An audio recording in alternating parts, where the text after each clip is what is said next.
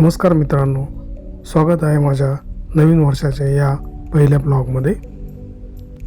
सर्वप्रथम सर्वांना नवीन वर्षाच्या हार्दिक शुभेच्छा। आज आपण चाललो आहोत शेगावमधील आनंदसागर येथे दर्शनासाठी। आज रविवार असल्यामुळे येथे आलेल्या भाविकांची गर्दी तसेच कार पार्किंगमध्ये असलेल्या गाड्यांची गर्दी आता आपण बघत आहात। आपण सुद्धा आपली गाडी पार्क करून आता चाललो आहोत आनंदसागरकडे। येथे बघू शकता आलेली भाविकांची गर्दी। आनंदसागर हे सकाळी 10 ते सायंकाळी 5 वाजेपर्यंत बघण्यासाठी उघडे असते। सायंकाळी 4 वाजेनंतर आतमध्ये प्रवेश दिला जात नाही। हे आहे त्याचे प्रवेशद्वार। इथून आपण आतमध्ये चाललेलो आहोत। भुयारी मार्गे आपल्याला आनंदसागरकडे जायचे आहे। आनंदसागर बघण्यासाठी मोठ्या प्रमाणात गर्दी झालेली होती, ते आपण बघू शकता। भुयारी मार्गातून निघाल्यानंतर आपल्याला थोडे अंतर पायी चालावे लागते। त्यानंतर आनंदसागरचे मुख्य प्रवेशद्वार आपल्याला पाहायला मिळते। या ठिकाणी पाण्याची व्यवस्था करण्यात आलेली आहे। येथून आतमध्ये आल्यानंतर आपल्याला ही भव्य वास्तू पाहायला मिळते। तर चला आतमध्ये याचे दर्शन घेऊया। आतमध्ये आल्यानंतर आपल्याला पूर्वीचे मुख्य प्रवेशद्वार पाहायला मिळते, ज्याचे पुनर्निर्मितीचे काम सुरू आहे। येथे आपण बघू शकता भारतभरातील महान संतांच्या येथे मूर्त्या स्थापित केलेल्या आहेत।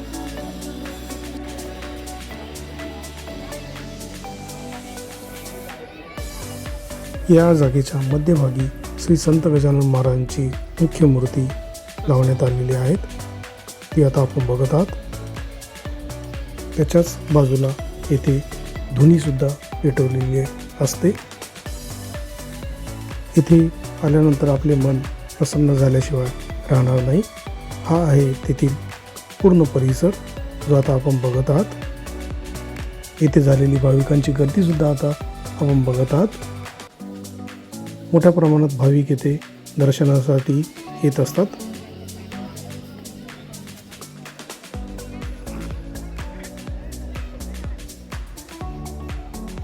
इथे थोडा वेळ थांबून आता आपण इथे असलेल्या मूर्त्या बघत बाहेरच्या बाजूने चाललेलो आहोत।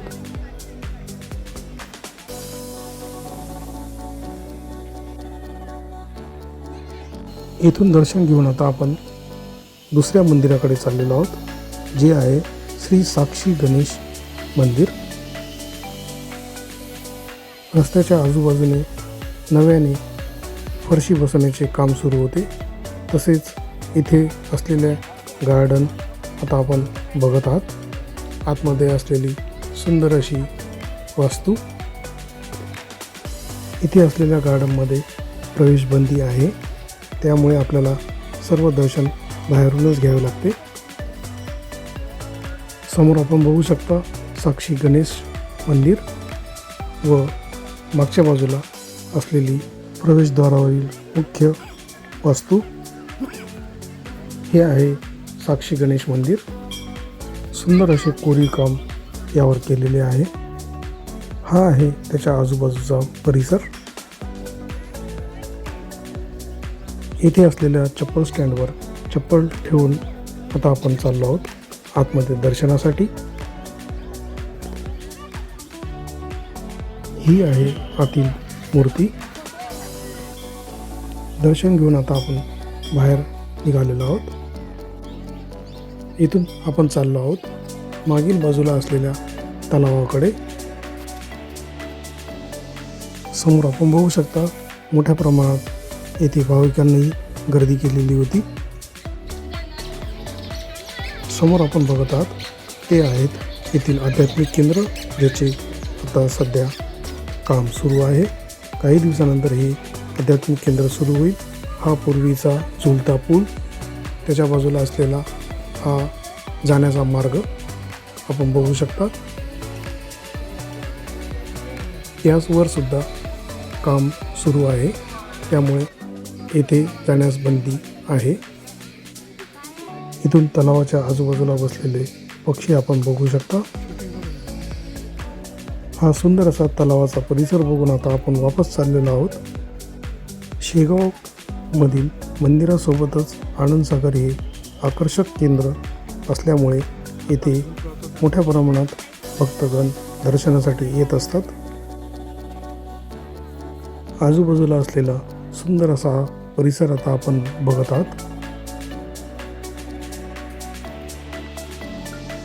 श्री साक्षी गणेश मंदिराचे दर्शन घेऊन व तलावाचे दर्शन घेऊन आता आपण वापस चाललो आहोत. इथे आपण बघू शकता गार्डनमध्ये तयार करण्यात आलेल्या सुंदर अशा वास्तू.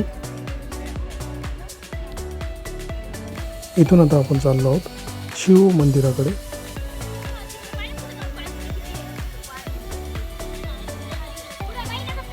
इथून दिसणारे सुंदर असे गार्डनचे दृश्य आता आपण बघत आहात.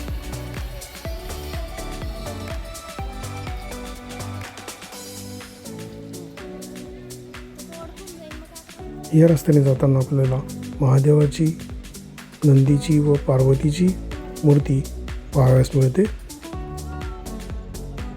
येथून दिसणारे सुंदर असे दृश्य आता आपण बघत आहात.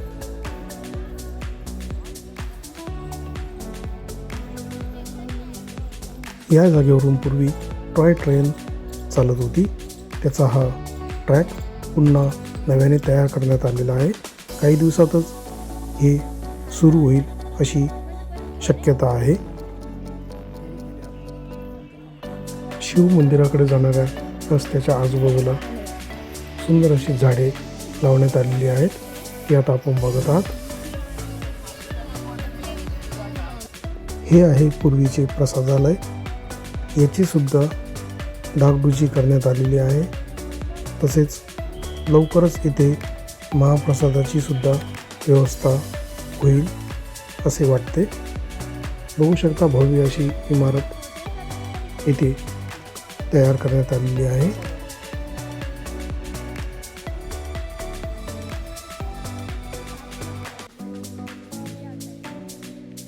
या इमारतीच्या आजूबाजूला तयार करण्यात आलेले गार्डन आता आपण बघत आहात. या गार्डनमध्ये जाण्यास बंदी जरी असली तरी आपण हे दृश्य पाहून नक्कीच समाधानी व्हाल.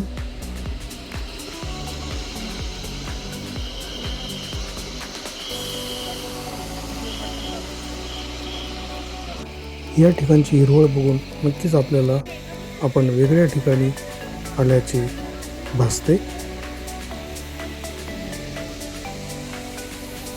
इथे सुद्धा नव्याने फरशी लावण्याचे कार्य सुरू होते.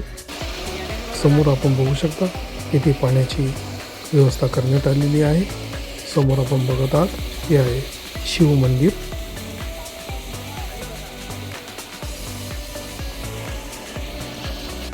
इथे चपलाकडून आता आपण चाललो आहोत आतमध्ये दर्शनासाठी.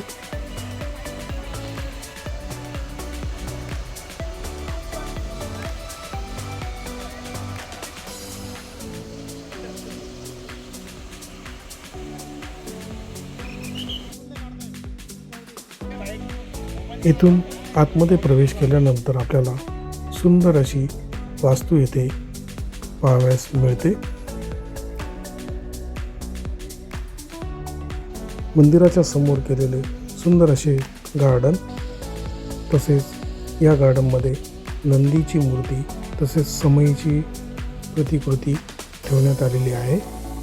येथे आतमध्ये दर्शन घेऊन आता आपण पुन्हा बाहेर आलेलो आहोत व बाहेर आल्यानंतर पुन्हा डाव्या बाजूला सुद्धा इथे नंदीची मूर्ती पाहायला मिळते.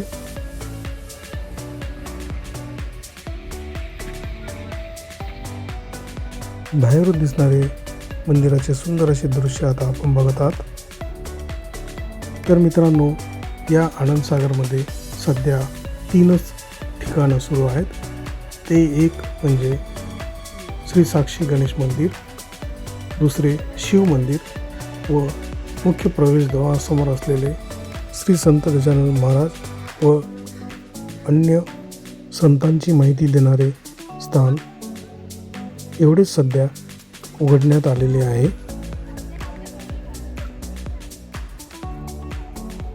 येथील सर्व स्थाने बघून आता आपण बाहेर चाललेलो आहोत. इथे सायंकाळचे 4 वाजलेले असले तरी सुद्धा येणाऱ्यांची गर्दी वाढतच चाललेली होती.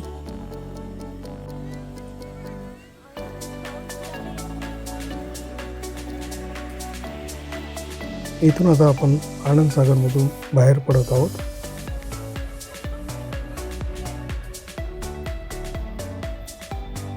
या ठिकाणी पूर्वी वाहनतळ होते, ती जागा आता मोकळी पाहावयास मिळते. इथून बाहेर जाण्यासाठी आलेल्या मार्गानेच आपल्याला बाहेर जावं लागते.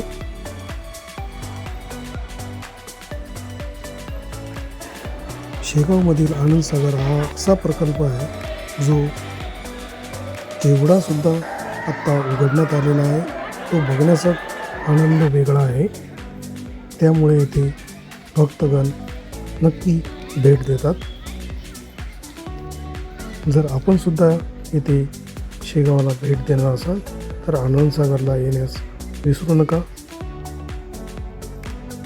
या ठिकाणी भेट दिल्यानंतर आपले मन नक्कीच प्रसन्न होईल अशी मी आशा बाळगतो.